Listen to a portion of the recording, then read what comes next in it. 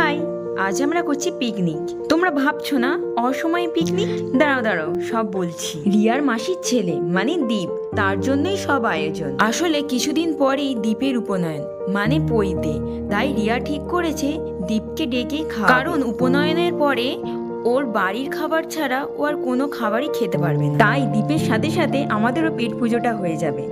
তাই এটা কি পিকনিক বলা যেতেই পারে, তাই না? আর মেনুতে কি কি আছে জানো? বেগুনি, পেঁয়াজি, ফ্রাইড রাইস, চিকেন কষা, চিলি চিকেন, চিকেন 65, মিষ্টি আর পাঁপড়। আর রিয়া এদিকে সবজি ধোয়াধুয়ি করছে, কারণ আমরা সেই দুপুরবেলা সবজি কেটে রেখেছিলাম।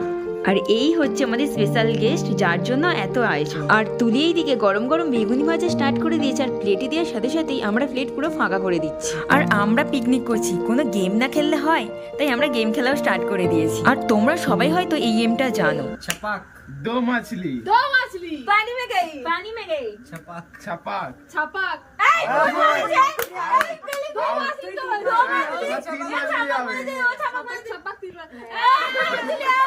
मछली पानी में गई छपाक दो मछली पानी में गई छपाक 3 मछली